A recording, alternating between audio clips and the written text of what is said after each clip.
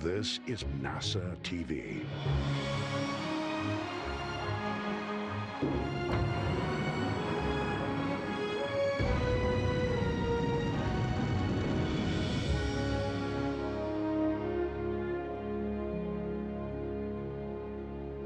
Hey, good morning, everybody. I'm NASA's Dan Hewitt. Welcome from NASA's Johnson Space Center in Houston as we are going to spend the next hour talking to the returning astronauts of NASA's SpaceX Crew-4 mission. Here in the room with me, I have Bob Hines, Jessica Watkins, and Kjell Lindgren, and then joining us from Europe, we have Samantha Cristoforetti. It's been just under a week since they returned home with the splashdown back on October 14th after spending 170 days in space. So they're going to answer some of your questions today. We'll have media on the phone bridge, and then if you're following along on social media, you can use the hashtag AskNASA to submit your question. Before we kick things off, I'm going to hand it over to the Crew-4 Commander, Kjell Lindgren, for some quick opening remarks. Kjell. Thanks, Dan. Well, it's we are delighted to be here. It's great to be back on Earth. We had an extraordinary experience on the International Space Station, initially working with Crew-3, and then with our Expedition 67 colleagues, and then getting to see our Expedition 68 colleagues, Soyuz colleagues, and then Crew-5. And having that opportunity to all work together, getting to spend months on the space station conducting science and research to extend our presence in the solar system and improve life back here on Earth. And man, what an amazing experience from beginning to end, launching on the Crew Dragon rocket, on the Falcon, and then coming home and landing in the Atlantic. So we are so grateful to all of the teams that were involved. Our training team, our operations team, folks sitting on flight console, and people, our teammates all over the world in mission control centers with our international partners, and of course our SpaceX partners who got us to the space station, supported us while we were on orbit, and got us home safely. So obviously a huge thanks to our families as well, friends and families that provided support throughout the training cycle and supported us while we were on orbit. We are really excited to be here back on Earth and excited to answer your questions. All right, thank you so much, Kjell. So we're going to jump right into it. If you're on our phone bridge, remember, press *1 to get into the question queue, and please address your question to a specific astronaut, as again, we have Samantha joining us from Europe, so we want to try and make that a little bit easier. So we will start off first in our queue is Gina Sunseri with ABC News. Gina? Out of all the science you did up there, was one that went, boy, this is the one that's going to get us to live on the moon or get us to Mars? You know, what stood out for you for long-term exploration? Yeah, so, you know, I think that was one of the really neat parts about being a part of the ISS crew, was getting to use the International Space Station as a test bed and as a means of testing different technologies and operational schemes in order to prepare us to go further into the solar system, to the moon, and eventually to Mars. One experiment that comes to mind, one study that we worked on, was called AstroRad. So one of the biggest challenges ahead of us in terms of going deeper into the solar system is the issue of radiation and how we shield and protect our astronauts from that radiation threat. And so working on the AstroRad experiment technology test, is a vest that the crew members can wear during a solar event, and it enables the crew member to still continue working, still be productive, but be protected during that time frame.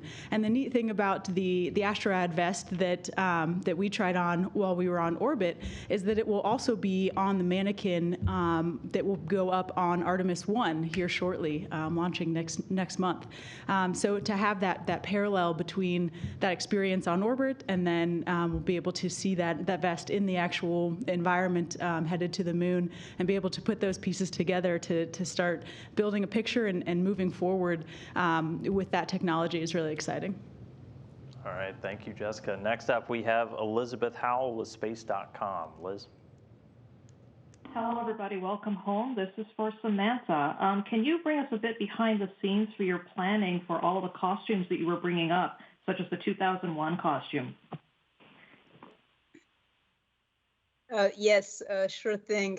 I'm not a big movie watcher, as my crewmates know very well. In fact, I have this running joke, but it's maybe not really a joke, is that I've only watched like 15 movies in my life.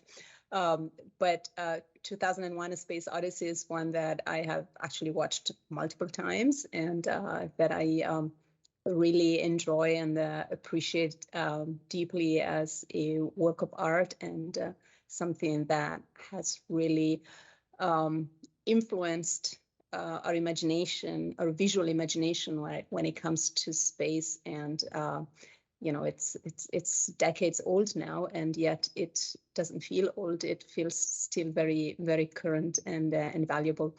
And so, when we plan a mission to space, at least for me, it's always important to, of course, the number one priority is to do your job correctly, to train and perform correctly as a crew member. But I always think a little bit about, what can I bring that bridges that creates a bridge to the broader culture. And so I always had this idea of doing something to celebrate 2001: Space Odyssey. And also I was genuinely curious about whether Velcro shoes would work or not. And so I had this thing in the back of my mind. I had it for a long time. And then it so happened that a few months before launch, I was in Los Angeles, where we did part of our training at the SpaceX facilities out there. And I had a little bit of free time, and I just started wandering through used secondhand fashion shops to see if I could find something that would work as a costume to play that flight attendant. And very last minute, I happened to find that pant dress, something that I would, it's not something that I would buy for myself normally, but it seemed to fit perfectly for that need. Actually, the person at SpaceX who is responsible for making the suits, she was very helpful. Last minute, she did me the favor of making stirrups and a couple of modifications that were needed, and I was able to turn it in last minute so that it could be uploaded. And then when I was in space, I think it was Sergei, one of my Russian crewmates, who had the idea of the location, because it was also not obvious to find a suitable place on space station. You obviously needed a circular hatch, which is only available in the Russian segment. And then, what do you do with the Velcro? But it so happens that there is this module in the Russian segment that worked perfectly, because it has the, the female Velcro all around the walls. And so I gave it a try. It took a few attempts, but eventually it worked out. And then, of course, our video editor at ESA did a stellar job of putting the video material together. And I was just thrilled. All right. Our next question comes from Marvin Marshall with the Nighttime News Space Report. Marvin. Hi, my name is Marvin Marshall from the Nighttime News Space Report on twitch.tv. Welcome back to Earth, everyone. I hope you're all having a great day today. It's great to be able to talk to you guys again, but not moving at 27,500 kilometers an hour this time. Now, this question is from one of my viewers here named Do. Now, for Kjell and anyone else who wants to chime in, what diodes on X-routes did you guys use, and what spectrum of light, if you guys know that? We saw some pictures of the routes, and they looked so healthy. Thank you again. Welcome home, everyone. Thank you so much. What an amazing opportunity to work on the veggie enclosure, to work on the X-routes project. I had the opportunity during my last mission to work on veggie, and we grew plants in a soil matrix, basically soil contained within little pillows. And this project, X-Roots, was looking at an advanced technology, at least for the space station, of using hydroponics and aeroponics.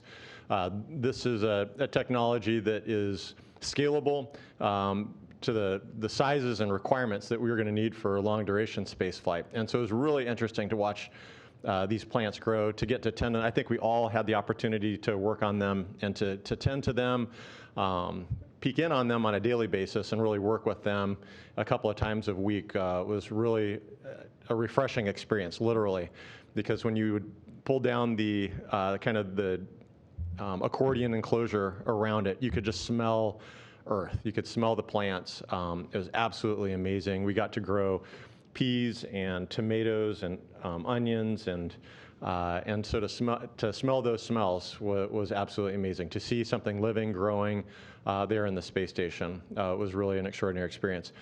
I don't know the wavelength of light. It was pink, very pink.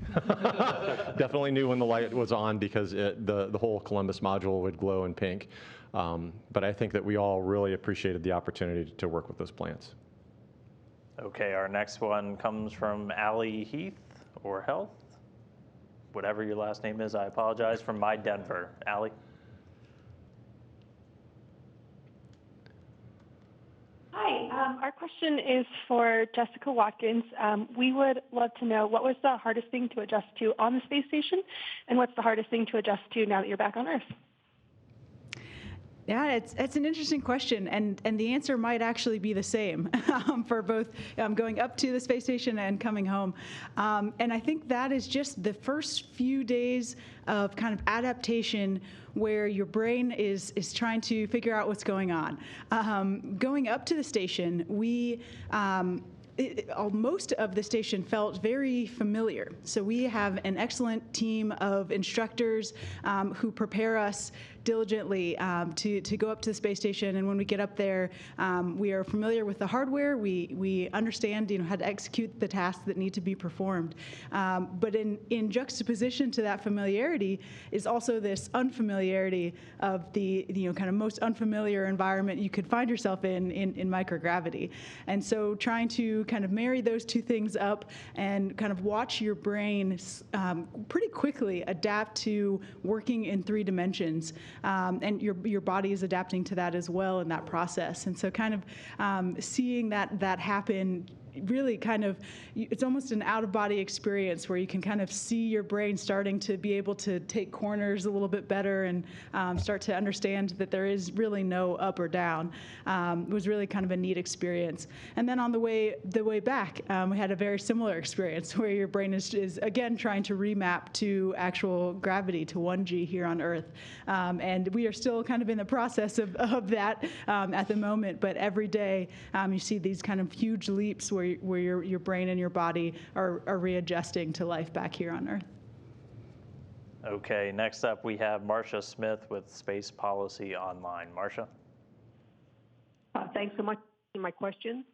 I'd like to ask each of the astronauts what advice they would give to the companies that are building the commercial LEO space stations. What should they be taking into account in their design, either or both, in terms of livability aboard those space stations and also in terms of making the most efficient use of stations for scientific and technical research? If they had one piece of advice to give to each of the companies, what would they suggest?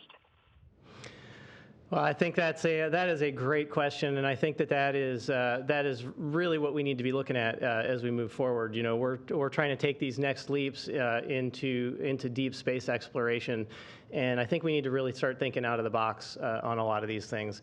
But first and foremost, if we're going to do human exploration, you got to put the human in the equation, right? And so I think new and efficient ways for how we design our habitats, designated habitat modules, as well as just improvements in next generation technologies for the things that we've pioneered here on Space Station.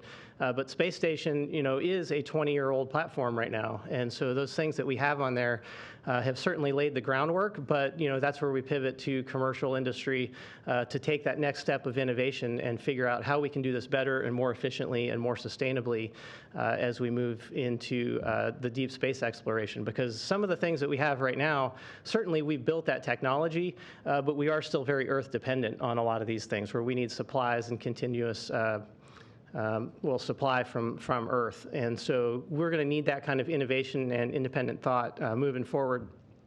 in order to really enable this exploration so that we can be Earth independent and have all of these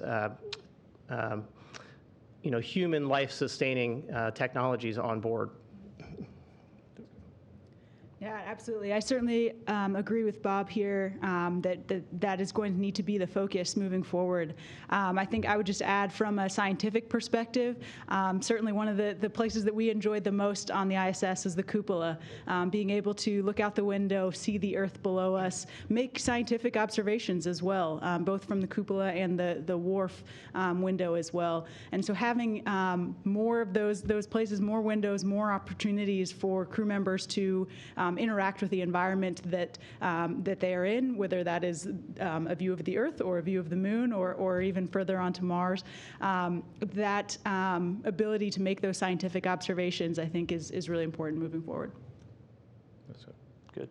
And I wanted to see, Sam, is there anything you wanted to add on what you would like to see in a future space station? I don't know that I have one specific thing, but I think that, and this will probably happen naturally, that there's going to be a transition from an environment that is, first and foremost, the technological environment, and the human, like the astronauts in our case, adapt to it. So I think that we fairly easily, I would say, but it's also our job, we find workarounds to do with what is available in terms of habitability. But if we are going to transition to commercial space stations and have space flyers who maybe don't fly to space as a profession, but maybe fly to space also for their enjoyment, then I think that there will probably have to be a little bit more of a meeting halfway, where it's not only the human that adapts to the environment and the technology, but also a little bit that the environment is built with the human being in mind, which is I think what Bob was saying at the beginning. Probably reaching out to the design community is I believe a great idea. I think designers are very much used to bridge that gap between the function and the use, but also the usability and the pleasure of using an object or a feature. So I'm pretty sure that will happen naturally. Thank you. Okay, next up we have Mark Carreau with Aviation News and Space. Mark. Thank you very much. Mine's for Dr. Lindgren. How would you sort of accept, a couple of days ago, the go was given to resume scheduled spacewalks, and so I'm just, not trying to connect so much to that, but noting that as being important to the maintenance of the space station. And so I'm sort of wondering what your assessment of its structural health at this point and its potential for science and technology development potential into the future. Yeah, thank you. It's a great question. Of course, the ability to spacewalk, to conduct spacewalks is integral to our ability to maintain the space station.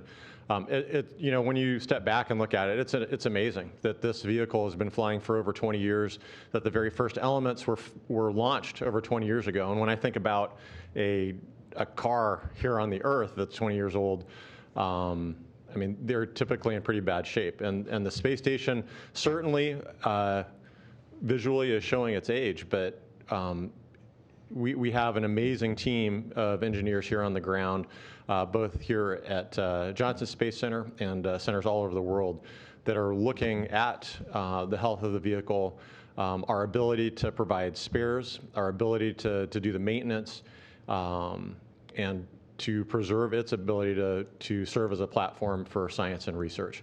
And so understanding the studies that have been done,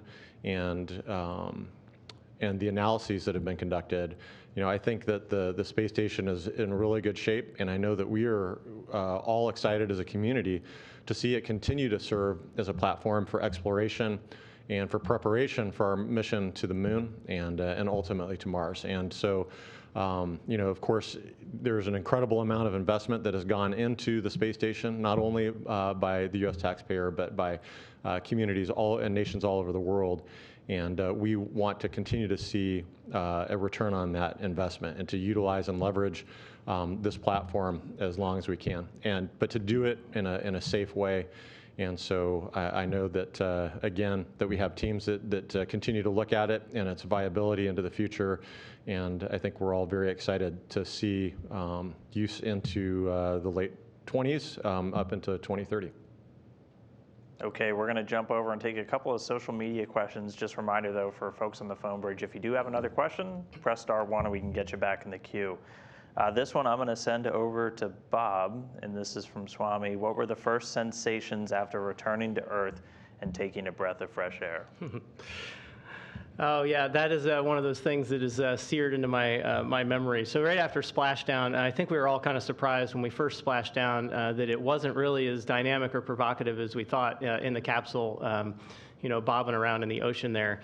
But once SpaceX retrieved the capsule and we got hoisted up onto the deck, and they you know, wheel us up and they crack the hatch. I just remember there's just a very light rush of air that came in, and the smell of that saltwater air. And we were so blessed to land on, I think, a 75-degree day in Florida with very low humidity. It was phenomenal. And so that first sensation was like, oh, it's so nice to be home, you know, because we've been smelling the same air for the last 6 months. So getting a breath of fresh air out there over the ocean was absolutely spectacular.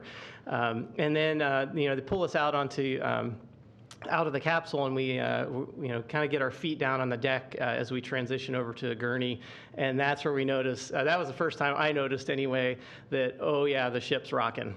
So certainly a little wobbly on our feet, and you know the teams do a great job taking care of us there. But that first breath of fresh air was absolutely spectacular. On orbit, Kjell alluded to it earlier. You know, we get the smells of some of the excuse me, the plants out of the veggie compartment. But we also had some fresh fruit sent up, and I just remember having a physical reaction to the first orange that I smelled, and I did not anticipate it or realize how much I missed that. And so, you know, just all those nature smells and you know, all those senses were just absolutely phenomenal. So, kind of unleashing, you know, the Earth unleashing that on us when that hatch opened was absolutely amazing. That's awesome. Thanks, Bob. Okay, this one, I'm going to go Kjell and Samantha. How was this mission different from your other mission? Start with Kjell. Sure. You know, it was an extraordinary mission, and just like the last one, it was so much fun to see the space station again, to be reintroduced to that weightless environment. Some things were new, but a lot had stayed the same. And the space station, it's kind of a visual assault initially because it is so busy, so complex. There's so much stuff in there. So you're taking that in. You're taking in the smell of space. You're taking in the weightlessness, so that the physical component, and so really a special experience to be reintroduced to the space station and then to quickly acclimate to that environment. The biggest difference, and I think one of the greatest joys, is the crew. And so this is for me, it was a completely different crew than my last mission. And so getting to be up there with Farmer and Waddy and watch them acclimate to the environment for the very first time, to be up there with Samantha and with our Russian colleagues, was a lot of fun. And so different crew from my last one, but that's what makes, I think, these missions so special, is the people that you're up there with, and the team that you're working with on the ground. Sam.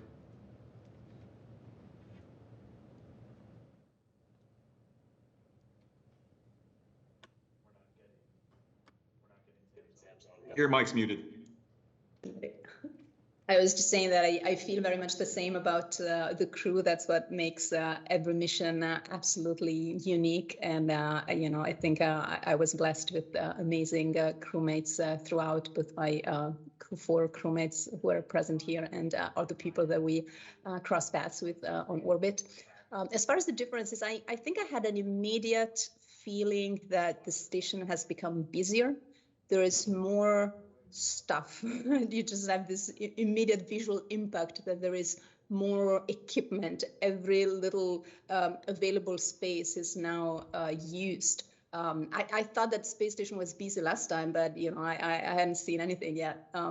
Sometimes it's also a challenge. The habitability is more challenging for sure, and also the daily activities and deconflicting all the daily activities. That it's definitely challenging, but it's a good challenge to have. I think. I mean, we want space station to be used to the maximum of its potential.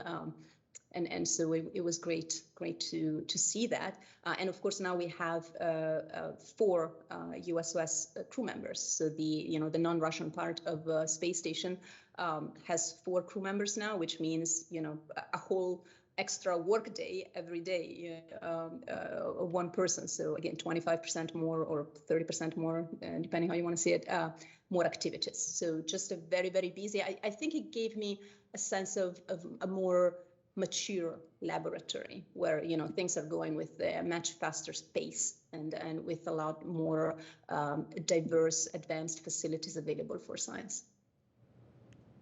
All right, we'll do one more social question for right now. This one's from Julie, and I'll send this one to Wadi. Can we use any sustainable practices from the space station here on Earth? Yeah, I think that's an excellent question, and the answer is a resounding yes. After having spent 6 months up there and getting a real sense for all of the ways that the team on the ground and the on-orbit part of the team is contributing to the sustainability of the station that can be applied to back here on Earth. One, in general, I think the philosophy with which we maintain and operate the International Space Station, I think, is an important one. We have a kind of philosophy where, in general, we spend about 30% of our time, of our kind of timelined crew time on orbit, is spent doing maintenance of the station. And then about 70% of the time, the rest of the time, is doing science and other operations. But I think that if we took that type of philosophy, that type of mentality, and applied it to the Earth and our preservation and sustainability of the Earth, I think we would end up with different results and just have a different focus. So I think even just that overarching philosophy of operating the station has really important applications. In terms of actual more specific examples, one is the water recycling that we are able to accomplish on orbit. So I think we are at about 96% of our water that we are able to reclaim and recycle and use the next day. And so being able to take that moisture out of the atmosphere off of our bodies and then filter it and clean it, and then be able to use it to drink and to use. That type of technology, I think, has really important applications to places on the Earth where clean, fresh water is not as available. And equally, when we think about food security, Kjell mentioned X-roots a bit earlier, but that type of technology, that hydroponics, aeroponics, in places where fertile soil is not as abundant, being able to come up with pursue technologies that enable food security in those areas, and help develop greenhouses that would enable that. Those types of technologies that we're developing on the ISS have really important applications to sustainability on Earth. Thank you. And keep sending in those questions using hashtag AskNASA. I will try and get to a few more in this, but these 3 are going to be sticking around after and answering some more for you on Twitter. We're going to jump back over to the phone bridge now for some follow-ups. We'll start off with Marvin Marshall. I almost call him Marvin the Martian every single time, with Nighttime News Space Report. Marvin? And thank you, Dan. Hi again, Marvin Marshall here from the Nighttime News Space Report. Now this question is for everybody. It's from one of my viewers named Cassie T. She wants to know, for all of you here, how was there, and what was your favorite meal aboard the space station? Thank you again. Start us off, Bob. That's a good question. So one of the, the food is obviously a very important piece, not only just from general nutrition and that kind of thing, but also from a morale standpoint. And we're fortunate to have a very large variety of food and a menu that we can kind of customize a little bit. And we even have some allowances for some personal favorites that we're allowed to have sent up while we're up there. And so having that variety is really helpful. One of the little things that I really liked was just having some hard candy to suck on and have just to kind of give some that fresh fruit kind of flavor or something like that. But the variety was really, really important. I think I was kind of a lasagna guy for the most part, so we had that opportunity, and thankfully we had Samantha along that brought a plethora of olive oil along, so we had all kinds of things to choose from there. But I would defer to Kjell and Wadi because they were very innovative with what they did with the food, and some of it was pretty spectacular, both visually and otherwise. Yeah, one of my favorite things to do, well, first of all, putting anything in a tortilla made it at least 10% more delicious. So we did a lot of that. And one example of that was we had a burger patty available to us. And so we put the burger in the tortilla. And then I like to add a little bit of macaroni and cheese on top of the burger, and just a dab of barbecue sauce. Whataburger! Exactly. So it kind of became a thing. So the Wadi burger was always spectacular. Yeah. I became notorious for putting more food into a tortilla than was probably wise. Or possible. Or possible. Only possible in zero-G. Right. And so I'd like to put a meat and then some type of a side, generally rice. There were a couple of times, and so every time I would do it, these guys would just shake their heads because it didn't look like it was going to fit. But I made it fit. And then one night, Bob was witness to the triple-decker where I put an extra side in there. And he claims that I unhinged my jaw to be able to eat that, but we have video evidence. It all worked. My favorites, actually, maple muffin tops, which was one of the breakfast foods, and one of the few baked items that we have. That was a favorite from last time and persisted as a favorite this time. And then I really liked oatmeal with brown sugar. That was kind of a breakfast treat for me.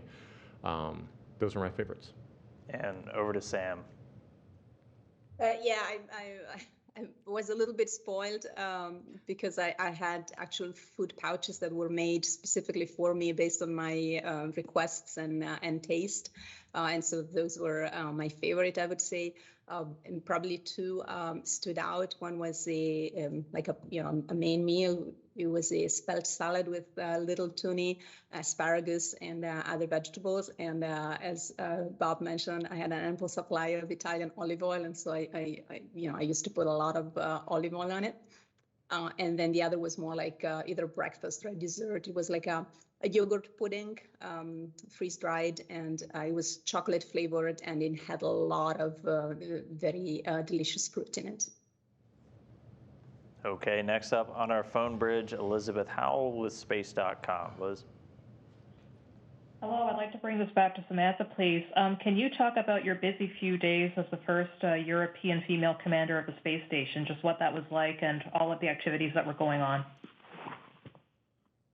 Yeah, absolutely. Well, first of all, I'd like to say that I'm very grateful and honored that I had that opportunity for a short time to serve as commander of the space station. I would say, practically speaking, it's not like it changed a lot, just because I had been throughout the mission responsible for the activities on the US OS, or the US segment. And when I say responsible, of course, I mean from the point of view of the crew. We all know that space station is actually run by the flight director on the ground, and we had a stellar lead flight director. So a big shout out to her. But of course, when you do become commander, you kind of have in mind that bad day when, something bad happens and there is an emergency on space station, and maybe there might be a situation in which you're called upon to, make decisions that affect the safety of the crew. And so that's what was mostly on my mind on this couple of weeks. Then, of course, fortunately, nothing like that happened. And I think there were mostly 2 weeks devoted to handing over to the incoming crew. We had our crewmate, Frank Rubio, who had come up on Soyuz as part of the first crew swap with the commercial crew. And so we had an opportunity to have a pretty long handover with him of 2 to maybe even 3 weeks. And then the last week we had our our friends of Crew-4 come up, including the Russian cosmonaut Anna Kikina, so the very first cosmonaut to fly in a U.S. commercial vehicle. So that was exciting, and she's also a very good friend and a person that I greatly admire and like. And then of course Koichi, Nicole, and Josh. And with them, of course, we had a pretty short handover of about a week, which is a good time. I mean, it's not too short, it's not too long, but definitely short enough that you have to make sure you make a good use of the time you have with those guys to set them up for success. Okay, next up we have Allie Heath, My News Denver. Allie?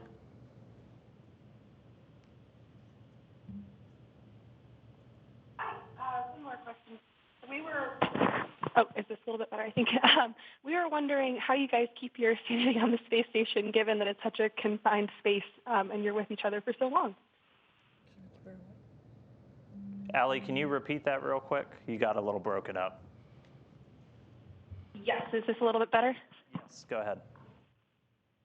Okay, we were wondering how you guys were able to keep your sanity on the space station, given it's such a confined space and you're with the same group of people for so long. Waddy burgers, right? Absolutely.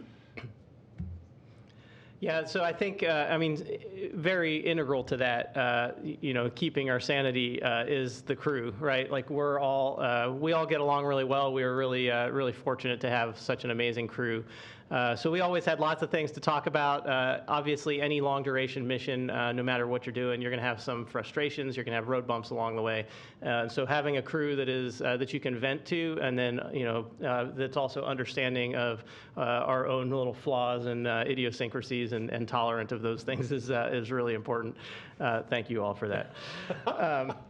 But the other things, Waddy talked about, windows being, scientifically pertinent and, being able to do observations to that. But having the opportunity to decompress and go to a spot like the cupola and look outside and just look at the wonderful beauty of our planet, 100% helps with that. You can.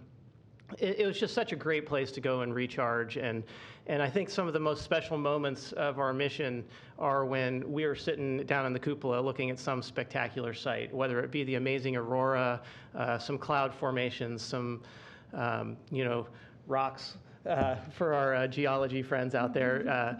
Just those opportunities to really spend time together were really, really important. And yes, it's a very busy place. We're doing amazing science and we're working hard every day. But those opportunities to just recharge and spend time together as a crew just were really special and really help keep that efficiency and that productivity when the work has to be done. And I'll just add to that. I think that kind of like my last mission, it was several months in when I kind of stopped and thought, like, man, we have been cooped up in this same volume with these same people for 3 months, 4 months, and it feels very natural. And I never felt claustrophobic or confined. It just felt like, hey, this is a great group of folks. We've been working together in preparation. We've been working together up here for several months, and it just works. When we're all looking out for each other, I think that it makes things run very smoothly, and we were very efficient and got work done, but we could rely on each other for help and for a shoulder to lean on. It was spectacular and pretty amazing how long you go before you kind of recall, like, oh my goodness, I mean, we've been doing this for 4 months and really not thought about it. So, yeah. I agree. There were a lot of dad jokes, however. Just put that out there. They were great. They were awesome. Uh-huh. One thing I think that's integral to that, though, and this has applications elsewhere, right, is I think we become very deliberate about when we're doing something, thinking about how it affects others first, right? And that is something that is super important. And that obviously has applications down here on Earth and how we all get along and that kind of thing. So I find that to be really important, is that when I'm doing something, I go, how does this affect Waddy's space? Am I getting into her space? Am I getting into her habits or anything like that? And is it going to affect her negatively? And if so, maybe I should talk to her about it first. So I think that's a really, important aspect of it. And it's something that we train to, and it is a very deliberate piece of our training to look at those kinds of behaviors and those kind of considerations in order for us to be productive over a long duration mission. That's great. I thought you were going to throw in a dad joke. It turned into a dad lesson. Thank you, Bob. Don't encourage There's a master class for dad jokes that Kjell and I are putting together. All right, next up we have Marcia Smith, Space Policy Online. Marcia. Thanks so much. My question is for Samantha. I was wondering if you could talk about your spacewalk. How different was it than what you expected? Were there things that were easier or harder to do?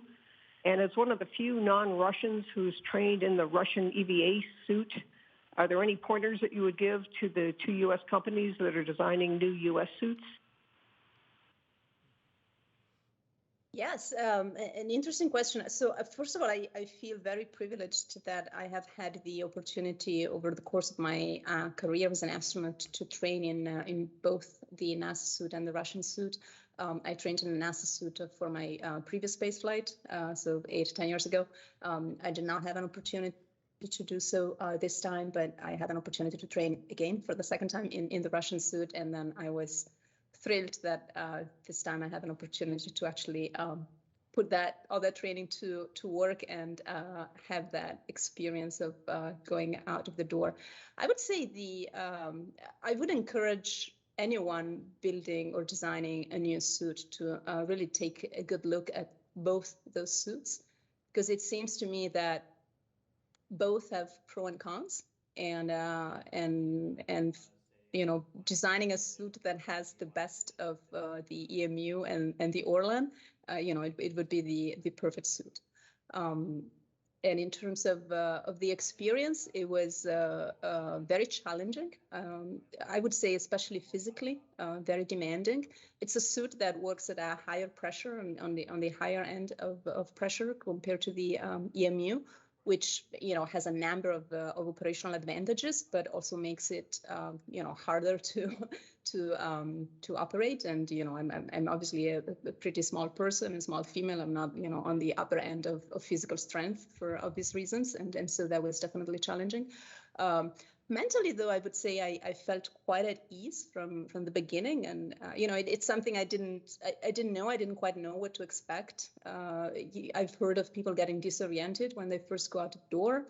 I have heard that usually they try to time the exit with the orbital eclipse with night, so that you get less disoriented. But we did end up accumulating a little bit of delay in our pre-egress ops, and so we ended up getting out of the hatch during daylight, and so I was a little bit concerned. Is this going to work? Is this going to disorient me?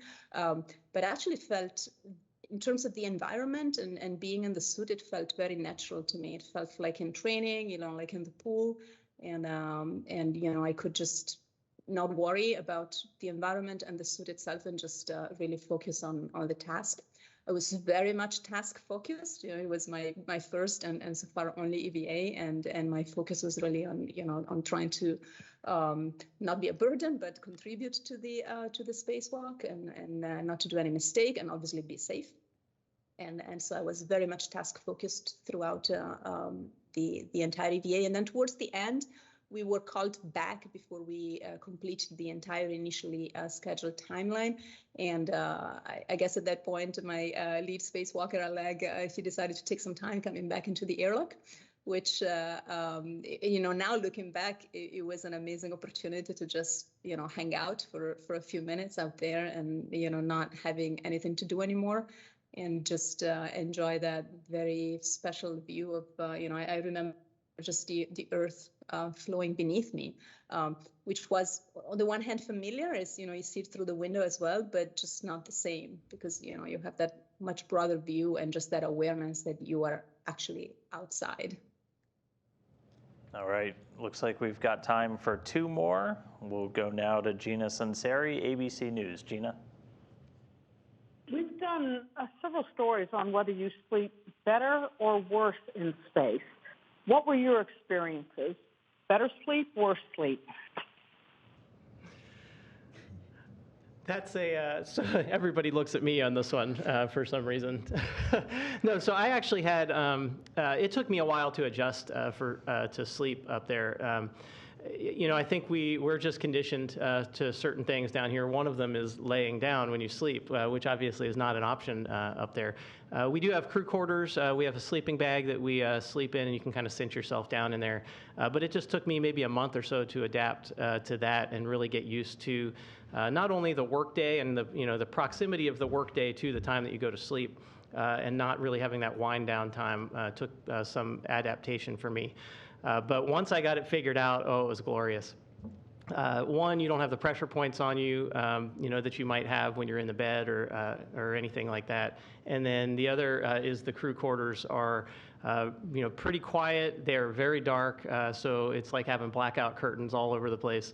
And you can definitely sleep pretty spectacularly, as some of my colleagues may know.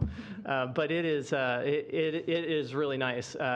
All that being said, getting back home and when I finally got back to my house and got to lay down in my bed, that was just an absolutely spectacular moment, because I did find on orbit that there were times where my body was craving the ability to actually lay down.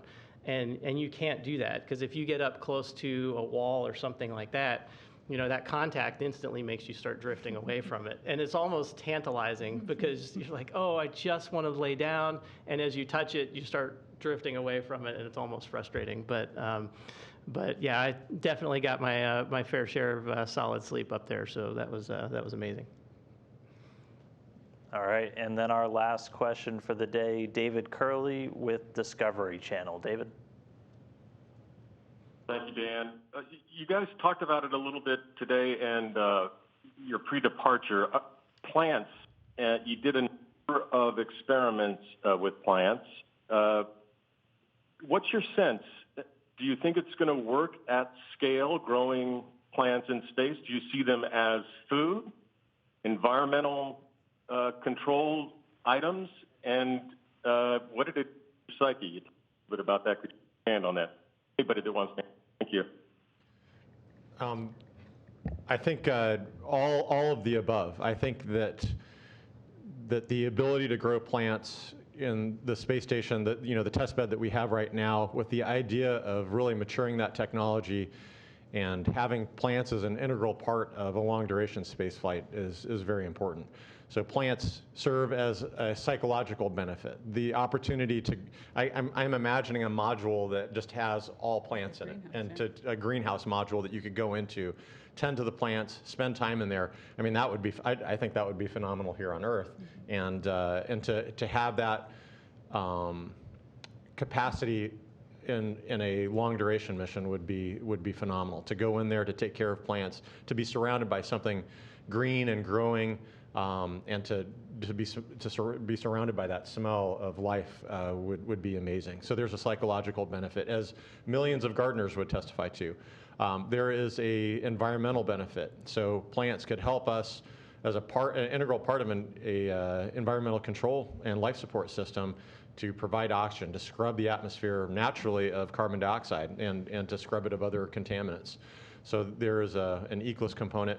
And then finally, there's that food component. If we are able to garden sustainably using something like the hydroponics or aeroponics that we're investigating with X-Roots, we have the ability to grow crops. We're growing, as we left behind a tomato plant that had just started to produce little small cherry tomatoes, and it was amazing. It was so much fun to see those growing, to see something recognizable that ultimately could be a food source, to add that fresh food to our menu.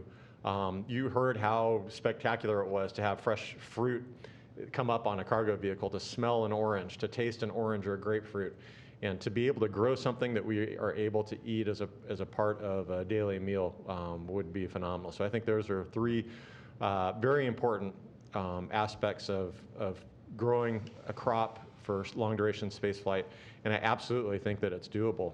We are at that stage now where we're really trying to identify systems that are scalable, and I think that this is a system that would work, and we look forward to seeing that mature into a gardening module. Mm-hmm. Yeah, it was actually pretty spectacular too, because I mean, I am not a green thumb by any stretch. My wife will attest to that. But just having the opportunity to engage with the plants and have something up there. I mean, that was the only other living object in space, at that time. And so we're nurturing that thing along and encouraging its growth. And so to see all that and know that we're kind of colleagues, with these plants, where they're helping us and we're helping them go along and survive here in space was pretty amazing. So the psychological aspect of it is it can't be understated, I don't think, and certainly the sustainability that it provides for long duration missions is really important. But I'll just take that back to the Earth, and how truly magical the Earth is. To grow these plants required so much intention and forethought and preparation. The veggie enclosure with this X-root system that delivers a certain amount of water, that has a very specific nutrient mix, that require daily observations and curation to allow these plants to grow. And I think we're all familiar. I mean, you drop a seed into the grass. I mean, for those of us that garden and pulling weeds out of the garden, things just grow on the earth, and it's truly magic that a life form is encapsulated in a seed that can fall on the ground and produce offspring is an incredible thing, and it happens by accident here on the earth, where it is in space. We have to be so intentional about it, so careful about it, and it really kind of brings us full circle to look back at the earth and understand what an incredible place it is that we live upon, and really reinforces this idea that it is our spaceship. It is all of our spaceship, and we need to do a better job to take care of it. Good words. All right. We will end it on that note. Thank you, Kjell. Thank you, Wadi. Thank you, Farmer. Thank you, Samantha, for joining us from Europe. And thanks everybody for tuning in today to welcome home and ask some questions of Crew-4. Just wrapped up 170 days in space. Stick around on Twitter. Use the hashtag AskNASA. These three will stick around here and answer a few more of your questions. But with that, we will call it a day. Everyone enjoy the rest of your week, and thanks for tuning in.